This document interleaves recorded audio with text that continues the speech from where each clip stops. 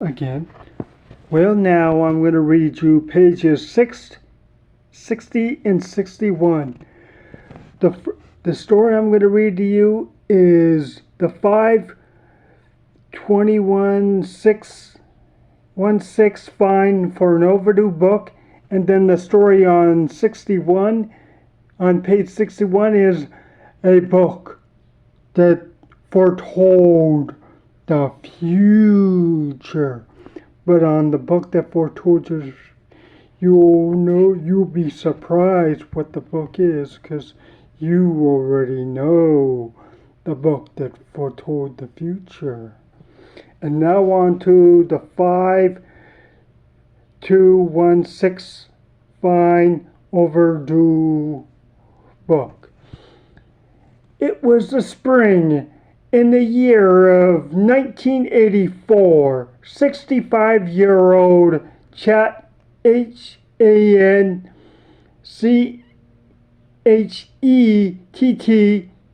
quietly entered Modesto High School library.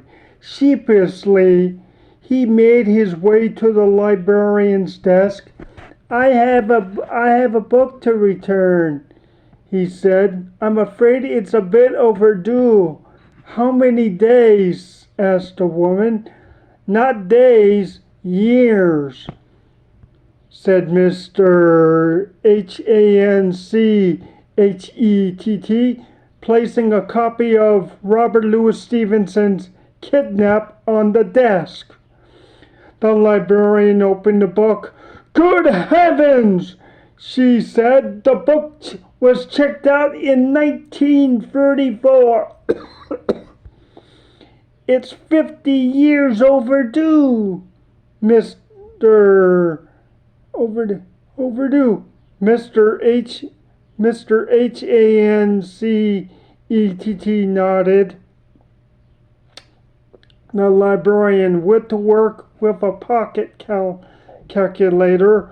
When all was added up, the overdue fine was 502.116.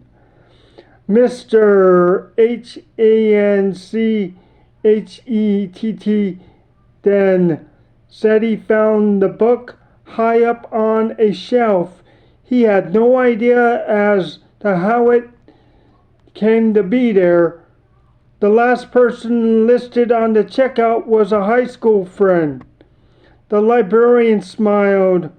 She said, Mr. Hanchettt, forget the fine, and thanked him for returning the book. And now, on to a book that foretold the future. Woo-hoo-hoo-hoo. In 1898, an English author named Morgan Robinson published a novel about a huge new ocean liner. The ship was far larger than any had ever built. The fictional characters on board were mostly rich and famous. The ship set off on its first voyage halfway across the Atlantic on a cold night in April. The make-believe ship hit an iceberg and sunk. There was a great loss of life. Robinson's book, entitled The Futility, Futility,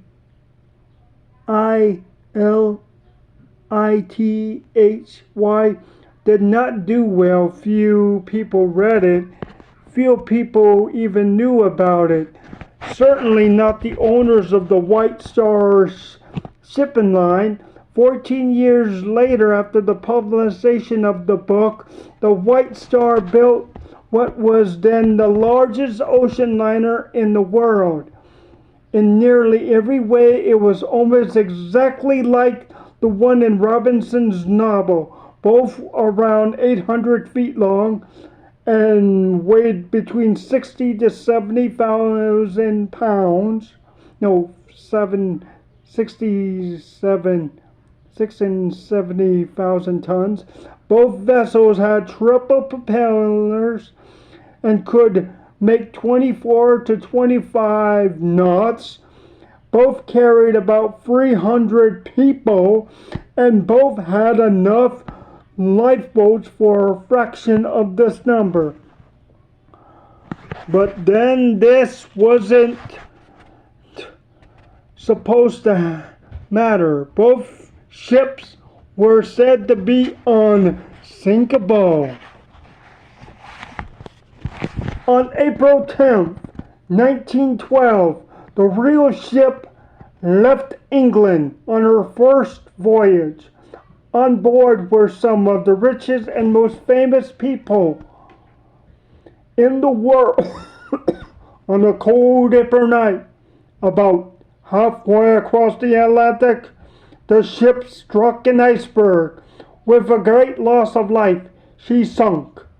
The real ship, of course, was the Titanic. As for the name of the imaginary ship, the author called it the Titan. Woo! Let me know in the comments if you like the free stories. But I'm going to read another one, but this one's from Uncle John's Extraordinary Book of Facts. Next, after you watch the story.